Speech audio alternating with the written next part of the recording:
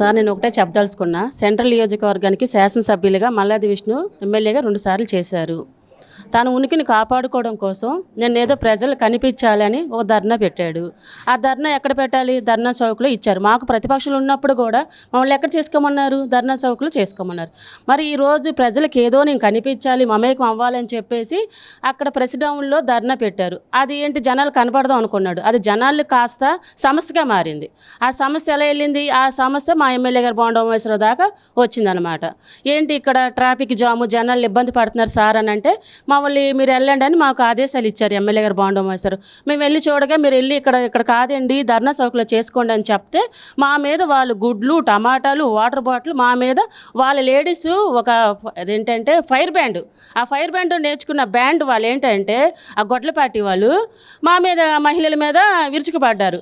మా మహిళలు అలా కాదండి మీరు ఇక్కడ కాదు అక్కడ చేసుకోండి ధర్నా చౌకులు అని చెప్పగా వాళ్ళు ఇంకా ఫైర్ అవుతూ ఉంటుంటే ఎమ్మెల్యే గారు తర్వాత వచ్చారు. ఇలా ఏంటి ఇక్కడ ఇది కాదు అని చెప్పేసి సానుకూలంగా స్పందిద్దాం అని చెప్పేసి బోండా ఉమేశ్వరరావు గారు అక్కడ రావడం జరిగింది. అది కాస్త కొంచెం వాళ్ళే రౌడీ బ్యాచ్, వాళ్ళే గోండాలు, అదంతా వాళ్ళకే దక్కుతుంది అక్కడ. దాంతోపాటు మా నియోజకవర్గంలో మా టీడీపీ మహిళ మీద సొంటి ఏస్పర్ 57 డివిజను ఆ మీద గుండుల మీద గుద్దారండి ఆ మహిళలు.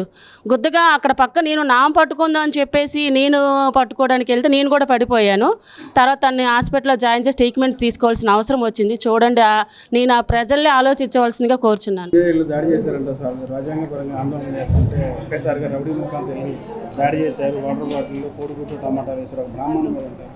కోడిగుడ్లు టమాటాలు ఇసిరేంత పిచ్చోళ్ళం కాదండి. మా పార్టీ మాకు ఒక సంస్కారం నేర్పించింది. మేము అక్కడికి వెళ్ళినప్పుడు మీ అంతు చూస్తామని లభాషాతో మాట్లాడుతుంటే ఏ మహిళలు ఊరుకుంటారండి? మా మీద కుర్చీలతో దాడి చేస్తారా? కోడిగుడ్లు మా మీద విసురుతారా? వాటర్ బాటిల్స్ మా మీద విసురుతారా? మా నాయకుడు మా బోండా ఉమా గారి మీద వాటర్ బాటిల్ విసురుతారా? అసలు ఏమనుకుంటున్నారు మీరు అక్కడ?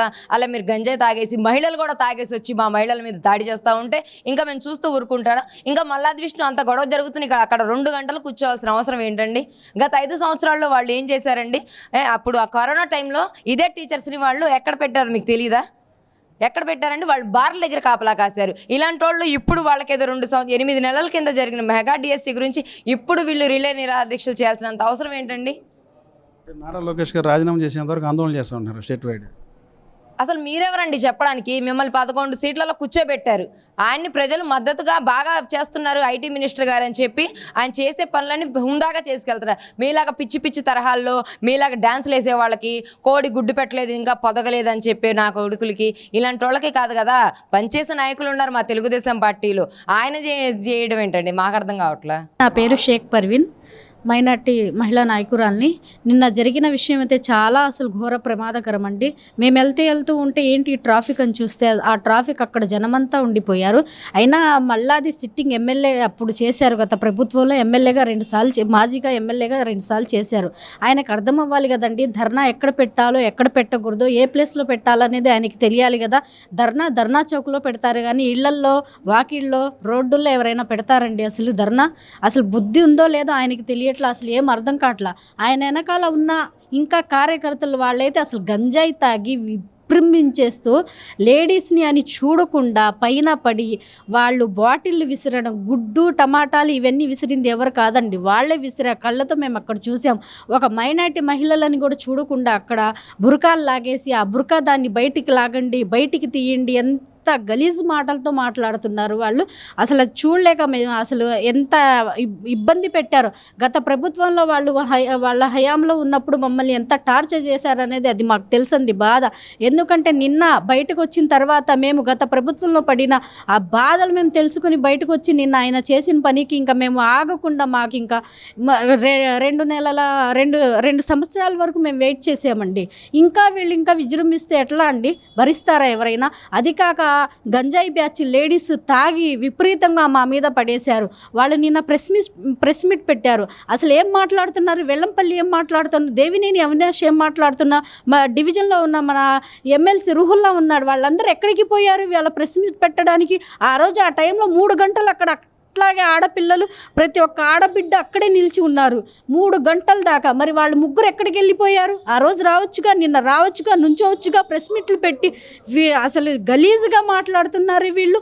బాటిళ్ళు తాగి విసిరి పడేసామని ఇంత ఇదిగా మాట్లాడుతున్నారు. అసలు అట్లా వీళ్ళు రౌడీలు పెట్టించారు, అది పెట్టించారు. నిజంగా ఇప్పుడు నిజంగా చూడండి, నిన్న మేము గొడవల్లో ఎట్లా దెబ్బలు పడినాయో మాకు, నిన్న ఎట్లా అసలు ఇబ్బంది పడ్డాం ఆడవాళ్ళ చూస్తుంటే మాకే ఇది భయంకరంగా ఉంది.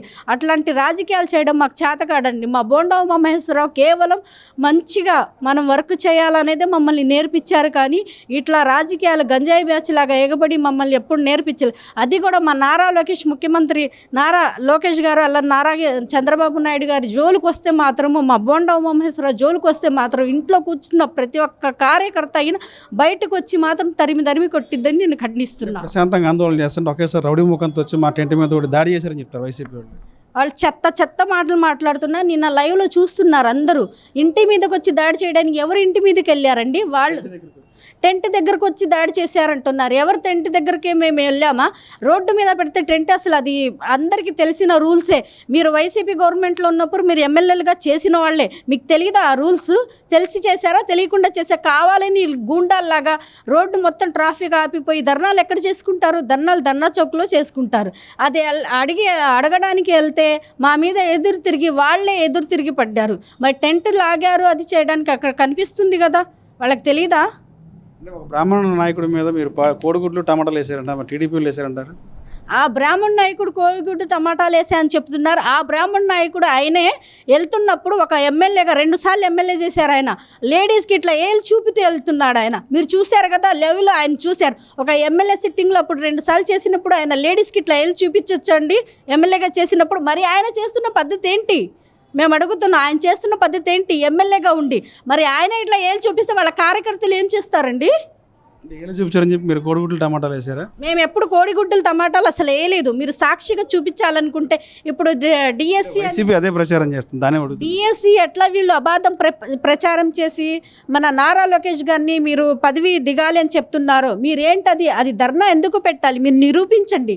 ఇది ఎట్లా నిరూపిస్తారో అది కూడా, కోడిగుడ్లు కూడా అట్లాగే నిరూపించండి. మేము కోడిగుడ్లు వేసామని చెప్తే అది కూడా నిరూపించండి. ఏమిది లేకుండా ధర్నాలు పెట్టేసి సాక్షి లేకుండా రుజువు లేకుండా వీళ్ళు ధర్నాలు పెట్టేస్తే ఊరుకుంటామా? అట్లాగే కోడిగుడ్డు కూడా ఏమి కొట్టకుండా మీరు కొట్టారని ఫోటోలు తీస్తే మేము ఊరుకుంటామా? చూపించండి నిజం. కోడిగుడ్లు కొట్టామంటే అది కొట్టింది చూపించండి, లైవ్లో తెలిసిద్ది కదా. సెంట్రల్ మహిళా ఉపాధ్యక్షురాలు అండి. నిన్న మేము బయటకు వెళ్తుంటే అటు మల్లాది విష్ణు గారు టెంట్ వేసుకొని ధర్నా చౌకలో చేయకుండా ధర్నా చేశారండి. గవర్నమెంట్ వాళ్ళది ధర్నా చౌకలో చేసుకోవాలి, కానీ మరి ఎమ్మెల్యేగా చేశాడు. అయినా సరే ఆయనకి కంట్రోల్ రూల్స్ అవి కూడా తెలియకుండా అంత ఇదిగా ఉన్నాడు. అందుకే పోయిన ఎలక్షన్ టైంలో కూడా ఆయన తీసేసి వెల్లంపల్లిని తీసుకొచ్చి ఇక్కడ వేశారు. ఆయనకి రూల్స్ అలాంటివి తెలియదు కాబట్టి.